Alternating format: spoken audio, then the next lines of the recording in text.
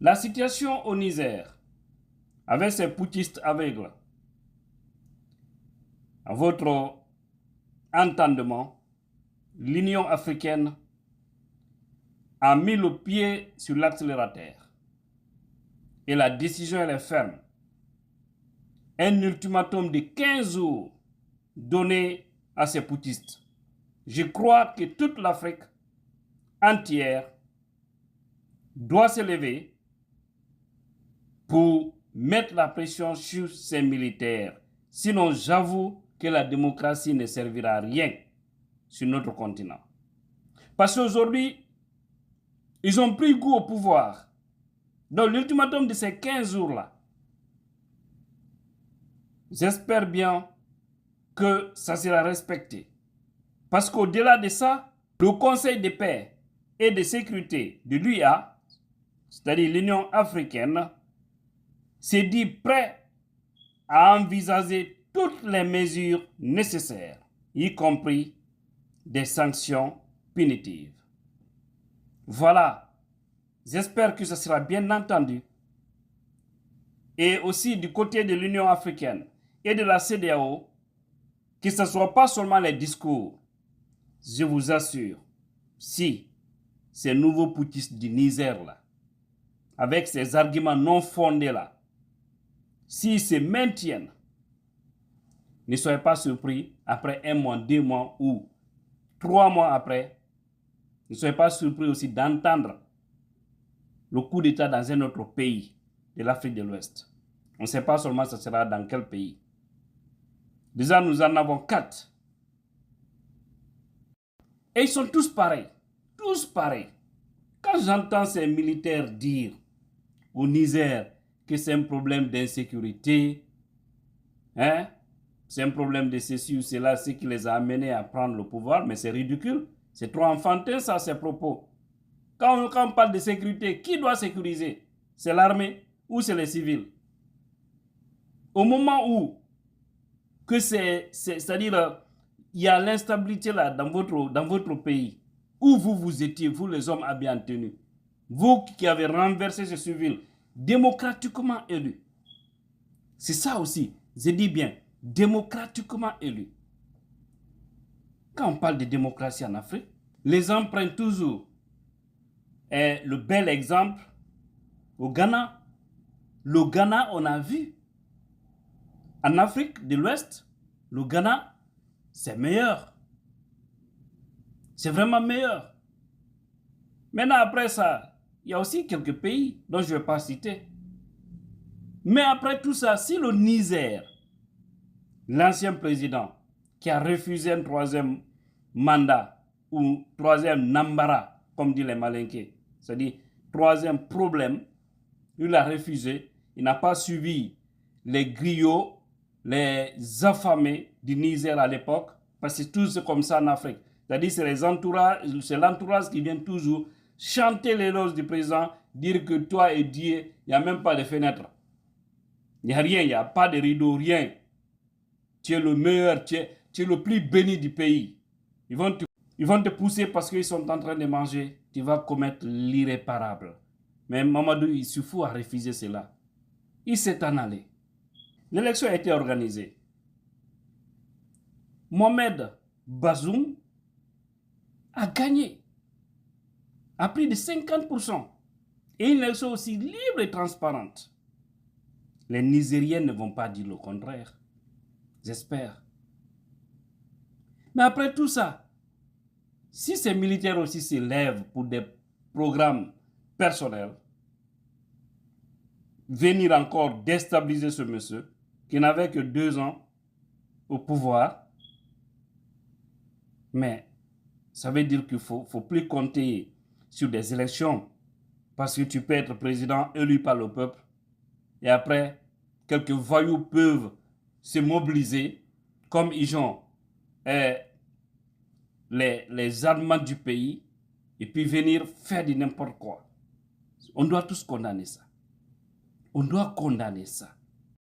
Les coups d'État sur toutes les formes, nous devons condamner. Coup d'État, comme je le disais, coup d'État constitutionnel, coup d'État militaire, on met croix, on interdit. Il faut aussi amener aux civils d'être sérieux quand ils sont aux affaires. Il faut qu'ils font face aux préoccupations des citoyens. Et les militaires, si vous voulez être président, ôtez la tenue, démissionnez, quittez dans le rang de l'armée. Hein? Ôtez les tenues. Devenez des civils simples. Mais vous ne pouvez pas détenir des armes. Sachant que, dans les conditions normales, le militaire ou l'armée doit être le garant de la démocratie et que vous venez vous piétiner cette même démocratie. Un militaire ne doit pas prendre comme argument le problème de sécurité dans un pays. C'est ce qui les a poussés à renverser. Parce que c'est eux qui sont les détenteurs de ce qui peuvent maintenir l'ordre dans un pays. S'il y a un problème, c'est qu'eux-mêmes, ils sont à la base quelque part.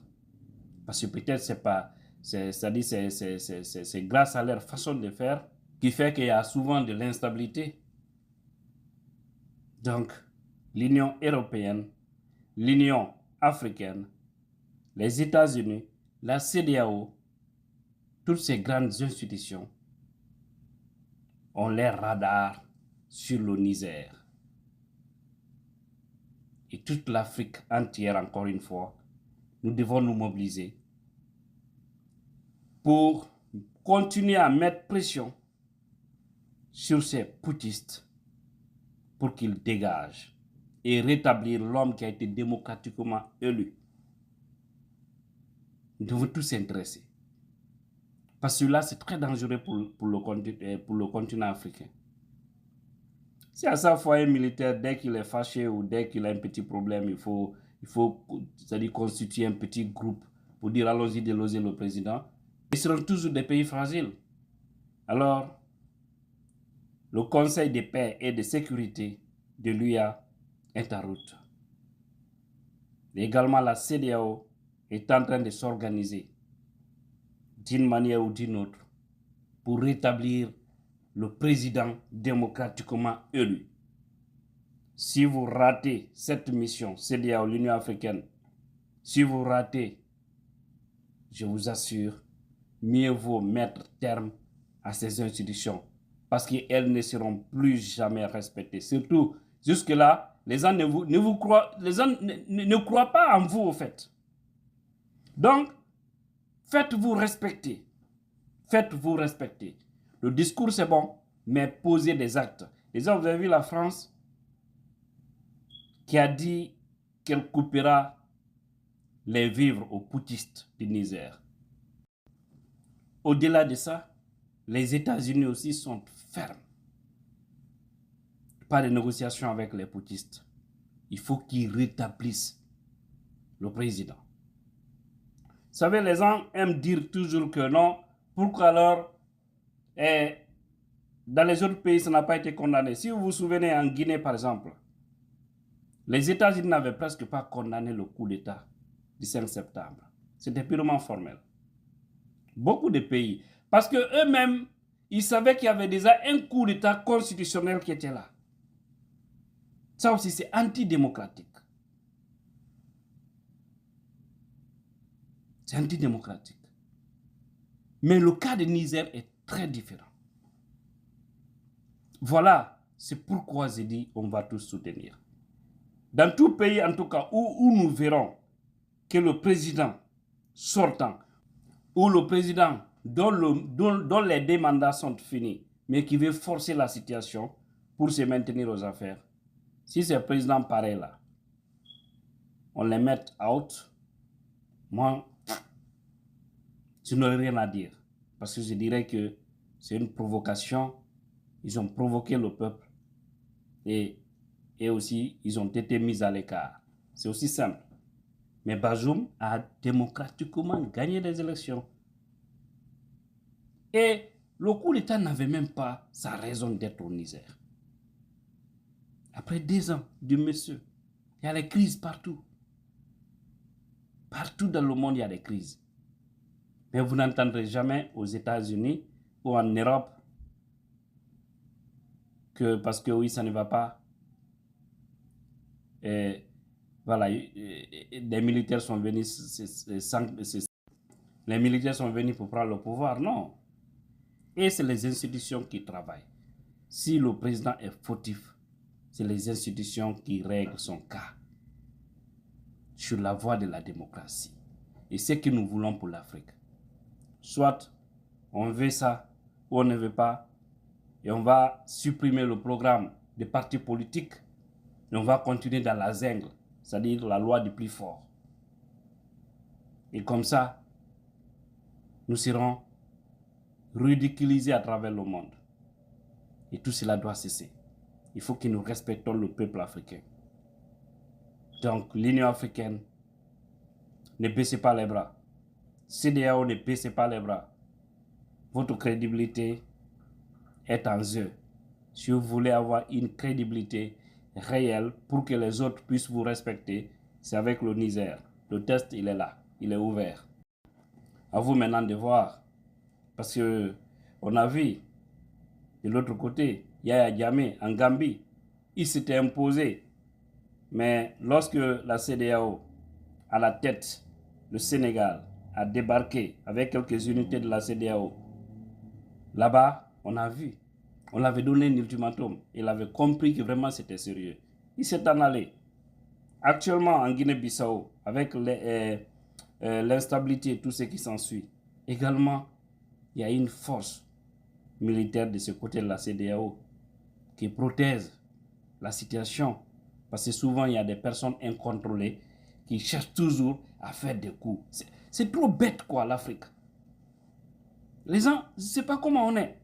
Mais c'est trop bête. C'est-à-dire, je me demande pourquoi les gens vont à l'école. Si vous partez à l'école pour faire du n'importe quoi, les civils qui viennent aux affaires, la plupart refusent d'être sérieux. Les militaires aussi qui viennent changer la donne font pire que ces civils-là. Finalement, on fait comment? qu'Allah bénisse l'Afrique. Et je vous prie, les commentaires malveillants, je bloque la personne et tu ne me verras plus jamais. Donc, faites vos commentaires avec civilisation. Big respect à tous ceux qui me suivent à travers le monde.